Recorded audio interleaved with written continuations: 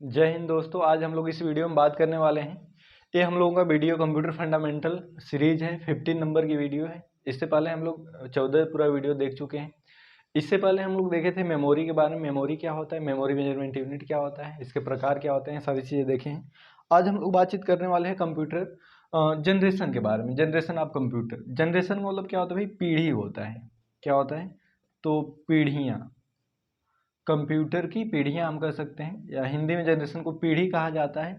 तो हम लोग कई सारी चीज़ें देखने वाले, तो इसको हम सही से लिख देते हैं। हम लिख देते हैं कंप्यूटर, कंप्यूटर की पीढ़ियाँ। ठीक है ना?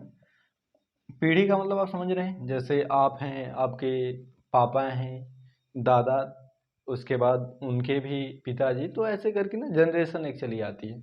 जैसे मान लेते हैं ये आप हैं, इसके बाद आपके पिताजी हैं, मम्मी हैं, पिताजी के पिताजी हैं, फिर आपके बच्चे हैं। तो ये सब हमारी क्या कहलाती है? जनरेशन कहलाती है। तो कंप्यूटर को भी कुछ इस ढंग से विभाजित किया जाता है कि उसमें कुछ जनरेशन होते हैं। इस बात को हम समझ लेते हैं कि कैसे क्या होता है। तो कंप्यूटर सिस्टम में जनरेशन से कई सारे क्वेश्चन आपसे पूछे जाते हैं, बहुत सारे क्वेश्चन आते हैं। तो आज हम लोग बात करने वाले हैं कंप्यूटर जनरेशन के बारे में, और इसको हिंदी में बोलेंगे कंप्यूटर की पीढ़ियाँ। और कंप्यूटर को हम लोग जानते हैं हिंदी में संगणक कहा जाता है। क्या कहा जाता है? संगणक। तो इस बात को थोड़ा ध्यान समझते हैं। तो कंप्यूटर को ना मुख्यतः कुल 5 पीढ़ियों में बांटा गया है। कितने पीढ़ियों में बांटा गया है भाई? कुल 5 पीढ़ियों में बांटा गया है। कंप्यूटर को 5 पीढ़ी में बांटा गया है। ठीक है ना? तो हम एक बार आपको इसके बारे में समझा देते हैं कि पीढ़ी को क्यों बांटा गया है। तो आप समझिए, जब भी कोई चीज़ बनती है, पहली बार में एकदम अच्छा चीज़ नहीं बन जाता है। कोई भी चीज़ अगर बनता है तो पहली बार में एक ट्रायल टाइप का होता है, फिर अब दूसरी बार बनाया जाता है, थोड़ा अच्छा बनता है, फिर अच्छा ऐसे बनता हुआ जाता है। आप बेसिक एग्जांपल से आप समझे, तो यदि आप कभी रोटी बनाना सीखे हैं या सीखते हैं, तो पहली रोटी जो बनेगी थोड़ा से हो सकता है ख़राब बने। दूसरी आप बनाते हैं तो कोशिश करते हैं कि अच्छी बने। तीसरी बनाएंगे तो और अच्छी बनेगी, फिर चौथी, पाँचवीं, ऐसी एक समय ऐसा आता है कि आप अच्छे ढंग से रोटी बना पाते हैं। उसी तरह से कंप्यूटर में जो कंपोनेंट होते हैं, उस कंपोनेंट के अनुसार कंप्यूटर के अनेक पीढ़ियां होती हैं। बात समझ में? ऐसा नहीं कि जैसे हम लोगों का माता पिता फिर बच्चे, ऐसे नहीं होता है। कंप्यूटर में क्या होता है? कंप्यूटर के कंपोनेंट कौन कौन से यूज किए जाते हैं, उसको उसकी पीढ़ी के अनुसार कैटेगराइज किया जाता है। यानी जो पहला कंप्यूटर था उसमें कौन सा इलेक्ट्रॉनिक कंपोनेंट उपयोग किया गया, ये दूसरी पीढ़ी हो, पहली पीढ़ी हो गई। अब पहली पीढ़ी के बाद कंपोनेंट को अपडेट किया गया, अच्छा कंपोनेंट लाने की कोशिश की गई। तो पहला जो कंपोनेंट है अब यूज कम होने लगा, अब दूसरा कंपोनेंट आ गया जो उससे बेहतर काम कर पाता था। ऐसे ही तीसरा आया, चौथा आया, पांचवा आया, ऐसे करके कंप्यूटर की पीढ़ी बन गई। तो कंप्यूटर कुल मुख्य 5 पीढ़ियों में बांटा गया है। तो अगर हम आपको इसको समझाएं, तो कंप्यूटर की जो पहली पीढ़ी है, फर्स्ट जनरेशन, क्या बोलेंगे भाई? First generation. कंप्यूटर के पहले जनरेशन में जो इलेक्ट्रॉनिक कंपोनेंट उपयोग किया गया था, उसका नाम होता था वैक्यूम ट्यूब। क्या होता था? Vacuum tube. ठीक है ना? ये जो वैक्यूम ट्यूब था, कंप्यूटर के पहले जनरेशन में उपयोग किया गया था। अच्छा, इसका जो ड्यूरेशन होता है, हर जगह पे आप हर बुक में अलग अलग देखेंगे, तो इसका ड्यूरेशन तय नहीं है, एग्जैक्ट नहीं पता है। तो कई जगह पे कई लोग अलग अलग ढंग से बताते हैं कि इतने साल से लेकर इतने साल तक ये चला हुआ है। ठीक है ना? तो हम लोग ड्यूरेशन की बात ही नहीं करेंगे, बल्कि वो सही है। आपसे कई बार क्वेश्चन भी नहीं आते हैं कि ड्यूरेशन से आते हैं। ठीक है ना? कि किस समय में कितना होता है, तो ऐसे कम क्वेश्चन आते हैं। तो पहले जनरेशन में क्वेश्चन जो ज़्यादातर पूछे जाते हैं, ये पूछा जाएगा कि कंप्यूटर के पहले जनरेशन में किस इलेक्ट्रॉनिक कंपोनेंट का उपयोग किया गया था। ठीक है ना? चलिए, तो अब आगे बात करते हैं। पहले जनरेशन में आपको ध्यान देना है, वैक्यूम ट्यूब का उपयोग किया गया था। किसका उपयोग किया गया था भाई? वैक्यूम ट्यूब का। ठीक है ना? तो वैक्यूम ट्यूब क्या होता था ना, साइज में बड़ा होता था, बिजली ज़्यादा का खर्च करता था, इसके बाद हीट ज़्यादा होता था, प्रोसेसिंग स्लो करता था, इसमें ढेर सारी कमियां होती थी। तो वैक्यूम ट्यूब के जगह अब प्रोसेसिंग के लिए सेकेंड जो जनरेशन आया, मतलब अब सेकेंड बार जब बना कोई कंपोनेंट जो प्रोसेसिंग कर पाता था, उसका नाम था ट्रांजिस्टर। क्या नाम था? ट्रांजिस्टर। अब ये जो ट्रांजिस्टर होता था, ये वैक्यूम ट्यूब से बेटर होता था, थोड़ा सा अच्छा हो गया। आप ऐसा मान लीजिए कि जब आप पहली बार रोटी बनाए तो थोड़ा खराब बना, दूसरी बार बनाए तो थोड़ा अच्छा बना।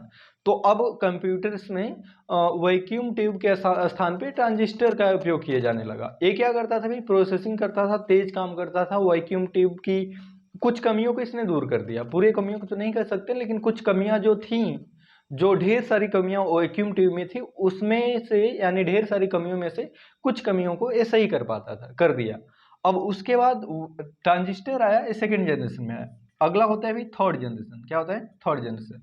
तो जो थर्ड जनरेशन होता है, थर्ड जनरेशन में ट्रांजिस्टर के स्थान पर आईसी का उपयोग किया गया। किसका उपयोग किया गया? आईसी का उपयोग किया गया। किसका? आईसी। आईसी का तात्पर्य होता है इंटीग्रेटेड सर्किट से। इंटीग्रेटेड सर्किट कहा गया। क्या कहा गया? इंटीग्रेटेड सर्किट ऐसे लिखा जाता है, इधर लिख देते हैं, इंटीग्रेटेड सर्किट कहा गया आईसी। तो क्वेश्चन आता है कि कंप्यूटर के किस जनरेशन में या कंप्यूटर के किस पीढ़ी में आईसी का उपयोग किया गया? तो थर्ड जनरेशन में। इस बात को ध्यान रखें, कई सारे क्वेश्चन भी पूछे जाते हैं। इसके बाद होता है भी फोर्थ जनरेशन। क्या होता है? Fourth generation. तो फोर्थ जनरेशन में किसके स्थान पर? आईसी के स्थान पर अब सीपीयू का उपयोग किया जाने लगा। किसका? सीपीयू का, जिसका फुल फॉर्म लोग जानते हैं, सेंट्रल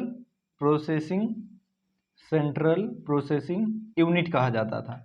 तो अब यहाँ पे फोर्थ जनरेशन में आईसी के स्थान पर किसका उपयोग किया गया? सीपीयू का उपयोग किया गया। इस बात को ध्यान रखेंगे।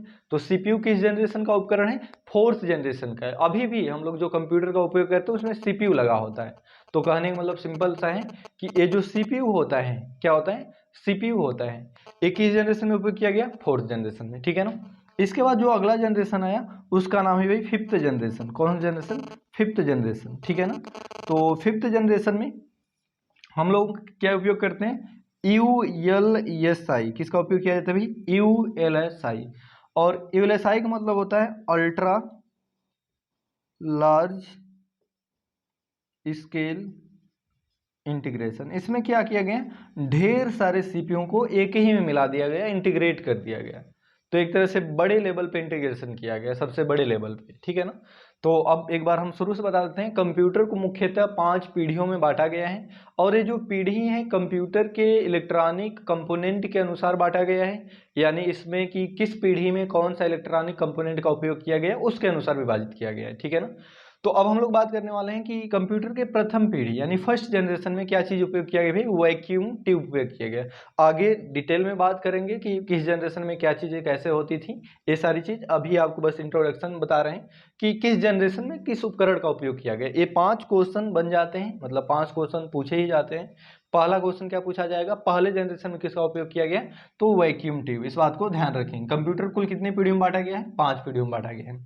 एक क्वेश्चन ये तो हो जाता है। क्या हो जाता है कि कंप्यूटर कुल कितनी पीढ़ियां होती हैं? 5 होती हैं। एक और क्वेश्चन पूछा जाता है कि वर्तमान पीढ़ी कौन सी है जो चल रही है? तो कंप्यूटर की 5वीं पीढ़ी चल रही है। लेकिन अभी तक हम लोग जो कंप्यूटर उपयोग करते हैं ज्यादातर कंप्यूटर फोर्थ जनरेशन पे काम करते हैं, यानी सीपीयू पे काम करते हैं। ठीक है। अगली चीज है सेकेंड जनरेशन। सेकेंड जनरेशन में वैक्यूम ट्यूब के स्थान पे ट्रांजिस्टर ला दिया गया और ट्रांजिस्टर का उपयोग किया गया। तो ये सेकेंड जनरेशन का उपकरण है। ट्रांजिस्टर किस जनरेशन में है? सेकेंड जनरेशन में। नेक्स्ट चीज है अभी थर्ड जनरेशन में आईसी का उपयोग किया गया। किसका उपयोग किया गया? आईसी। आईसी का फुल फॉर्म होता है इंटीग्रेटेड सर्किट। एक प्रकार की सर्किट है जिसको वैक्यूम ट्यूब और ट्रांजिस्टर के स्थान पे लाया गया। मतलब ये दोनों से काफी तेज काम करता था, छोटा होता था, बिजली कम लेता था, प्रोसेसिंग इसकी तेज हो गई थी।